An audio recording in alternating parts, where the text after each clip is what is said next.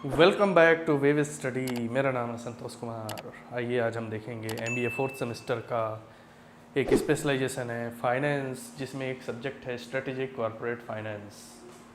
इसमें हम देखेंगे यूनिट 4 टॉपिक 1। हमारे 3 यूनिट ख़त्म हो चुके हैं, ये चौथा यूनिट स्टार्ट हो रहा है। Right issues. राइट इशू क्या होते हैं, चलिए देख लेते हैं। राइट इशू, राइट निर्गम, यह कंपनी के पुराने शेयर धारकों एग्जिस्टिंग शेयर होल्डर्स के लिए एक स्पेशल वीआईपी डिस्काउंट ऑफर है। एग्जाम्पल में देख लेते हैं।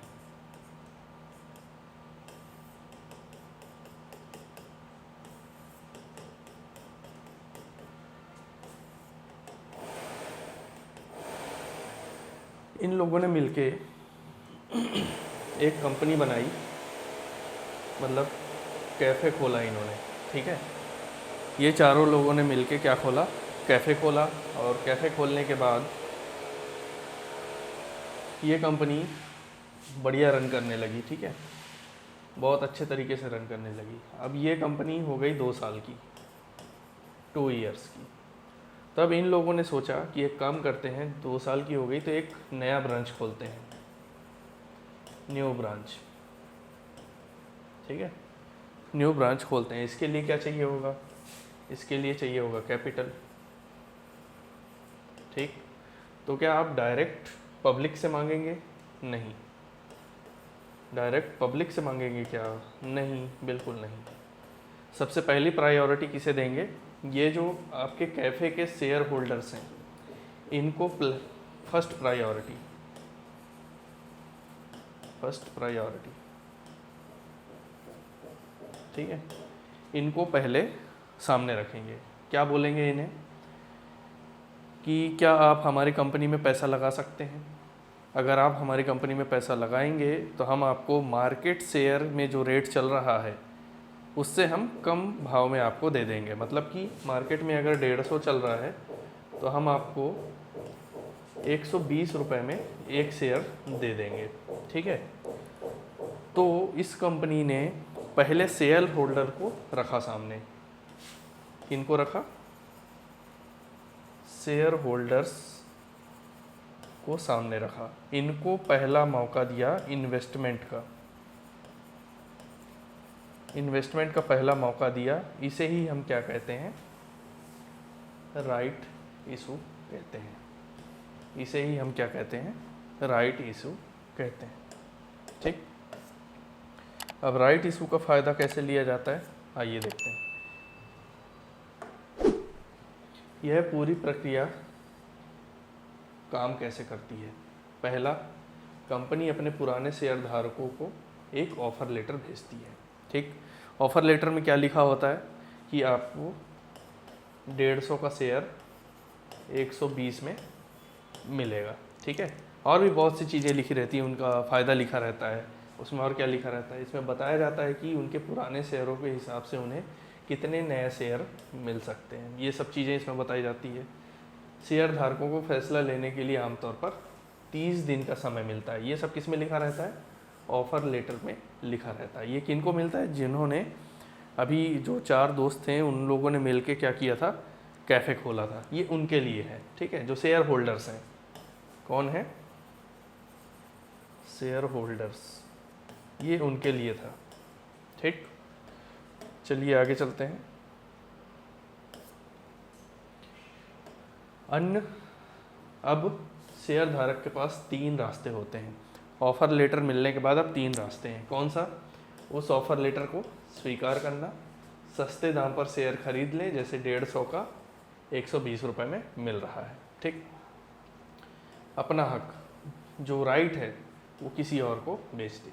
अगर वह खुद शेयर नहीं खरीदना चाहता तो वह अपना अधिकार, राइट, दलाल के जरिए बाज़ार में किसी और को बेच सकता है, जिससे उसको फ़ायदा मिल सकता है, ठीक। ये हो गया दूसरा रास्ता।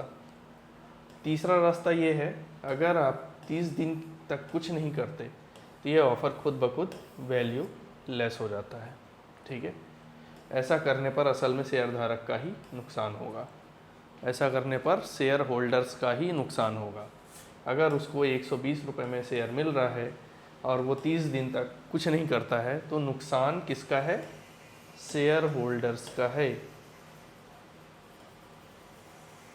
शेयर होल्डर्स का ही है नुकसान। ठीक, तो चलिए इसका एक फाइनल आंकड़ा कैसे निकालते हैं वो देख लेते हैं। ये बेसिकली एक क्वेश्चन है, ठीक, कि कैसे शेयर धारक को 120 रुपये में मिलता है। ठीक, देख लेते हैं। एम का मतलब होता है मार्केट प्राइस, शेयर का अभी बाजार भाव 150 रुपये चल रहा है लोकल पब्लिक के लिए। ठीक है, लोकल पब्लिक के लिए 150 रुपीज़ एक शेयर की कीमत। ठीक, और जो शेयर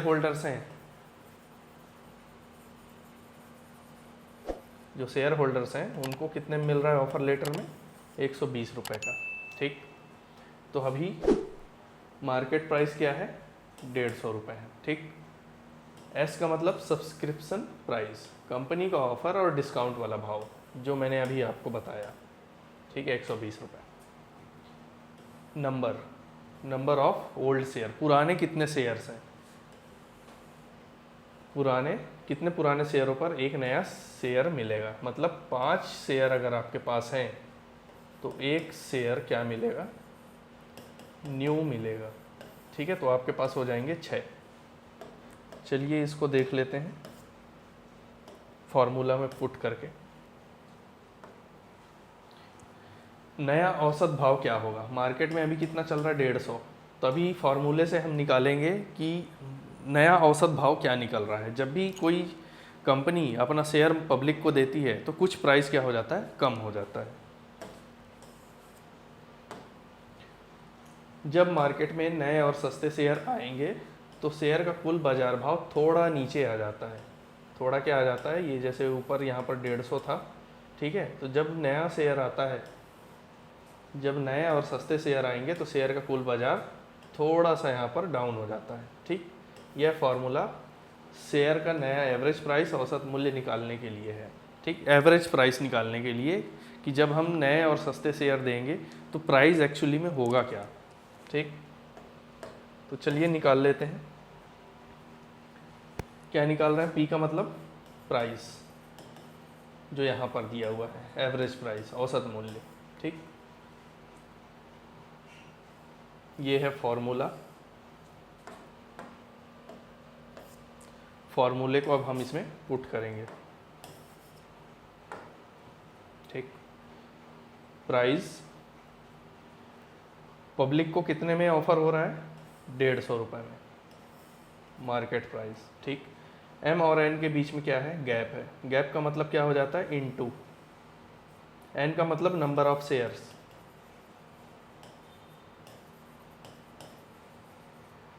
नंबर ऑफ शेयर्स। ठीक है, plus subscription price. Subscription price कितना है? 120। मतलब जो शेयर होल्डर्स हैं उनको कितने मिल रहा है? 120 में। शेयर होल्डर्स को 120 में मिल रहा है। ठीक, 5 नए शेयर पर ये आवलिक लगा, इसका मतलब क्या होता है? डिवाइड। इसका क्या मतलब है? डिवाइड। तो ये कहाँ जाएगा? नीचे।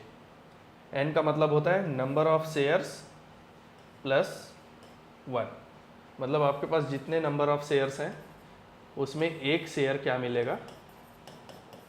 एक्स्ट्रा मिलेगा। उसमें एक शेयर क्या मिलेगा? एक्स्ट्रा मिलेगा। ठीक, तो ये सब करने के बाद, इनको गुणा जोड़ करने के बाद कितना आता है? 870 आता है, और इसको जोड़ने के बाद ये आता है। ठीक है, इसको डिवाइड कर देंगे तो 145। करंट प्राइस क्या आएगा? Current price 145। ठीक, ये नया औसत भाव निकालने का सूत्र है। ठीक है, नया प्राइस निकालने का सूत्र है। ठीक, कंपनी शेयर कितने में दे रही है आम पब्लिक के लिए? 145 में, और जो शेयर होल्डर्स हैं उनको कितने में दे रहा है? 120 में। ठीक है, तो ये था थ्योरेटिकल मार्केट। चलिए आगे चलते हैं।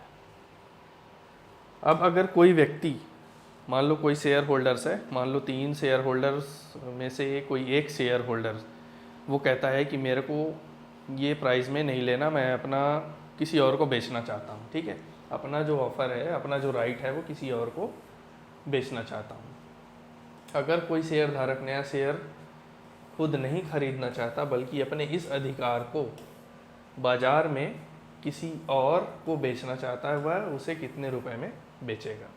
ठीक, इसको कितने रुपए में बेचेगा? चलिए देख लेते हैं। जब बाजार भाव राइट सहित या कम राइट्स हो, ठीक है, आर का मतलब राइट्स निकाल रहे हैं। राइट्स क्यों निकाल रहे हैं? क्योंकि एक शेयर होल्डर चाहता है कि मुझे अपना राइट किसी और को बेचना है, मेरे को उसका शेयर बेचने का फ़ायदा चाहिए। ठीक, तो देखिए मार्केट में क्या प्राइस चल रहा था, 150, ठीक है, सब्सक्रिप्शन 120। ये किसके लिए था? ये राइट अपना बेच रहा है, ठीक है, 5 शेयर पर 1 शेयर फ्री मिल रहा है। ओके, तो ये 30 डिवाइडेड बाय 6, तो ये आ जाएगा 5,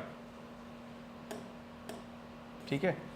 अगर कोई शेयर होल्डर्स अपना राइट किसी और को बेच देता है तो उसको प्रति शेयर 5 रुपये का फ़ायदा मिलेगा। प्रति शेयर कितने रुपए का फ़ायदा मिलेगा? 5 रुपये का फ़ायदा मिलेगा, ठीक है। अगर अपने अधिकार को किसी और को बेचता है, अपने राइट्स किसी और को दे देता है कि मैं शेयर होल्डर्स इस कंपनी का हूँ लेकिन मैं ये राइट किसी और को देना चाहता हूँ, बेचना चाहता हूँ, तो उसको प्रति शेयर 5 रुपये का प्रॉफिट मिलेगा, ठीक है।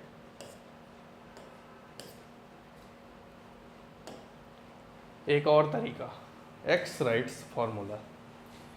जब बाजार भाव बिना राइट्स के या एक्स राइट्स से लिया जाए, बिना बाजार भाव के लिया जाए, जैसे कि हमने 150 पर किया था लेकिन अब हम किस पर करेंगे? 145 पर, ठीक है। ये एवरेज वैल्यू है। ये क्या है? Average value.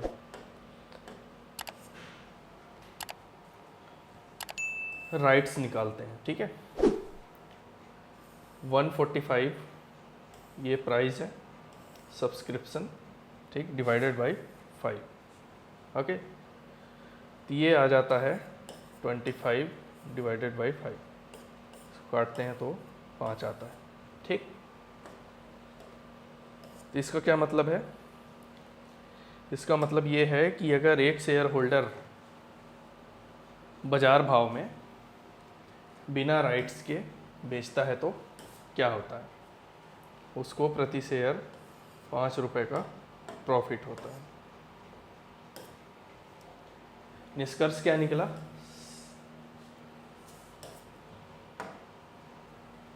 शेयर धारक को एक राइट 5 रुपये का मूल्य मिलता है, कुल शेयरों पर उसे 25 रुपये का फ़ायदा होता है।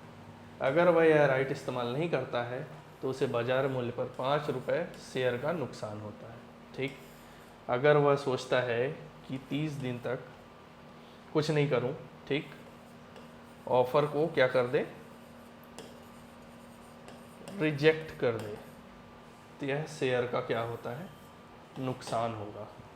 शेयर होल्डर को 5 रुपये का नुकसान होगा, ठीक है। अब बात कर लेते हैं सेबी के रूल की। अगर कंपनी 50 लाख रुपए से ज़्यादा शेयर इस तरह बेच रही है तो उसे सेबी मार्केट के नियमों का पालन करना होगा, एक मर्चेंट बैंकर को नियुक्त करना होगा ताकि पूरी प्रक्रिया में पारदर्शिता बनी रहे। ये हमने जो अभी कैलकुलेशन किया, यह क्या था? छोटे अमाउंट पर था, ठीक।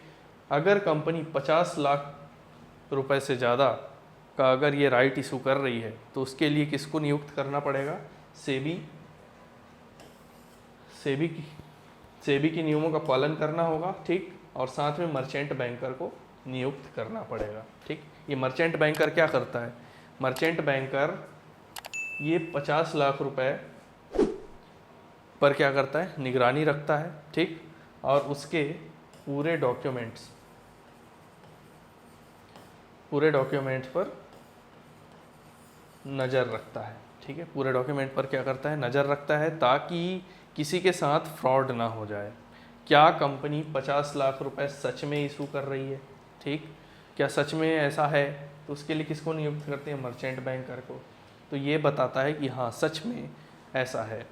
सेबी का नियम पालन करना और मर्चेंट बैंकर को नियुक्त करना। ठीक, ये राइट इशू का पार्ट है। ओके, सो लास्ट में थैंक यू। आई होप आपको ये टॉपिक समझ में आया होगा। Thank you so much.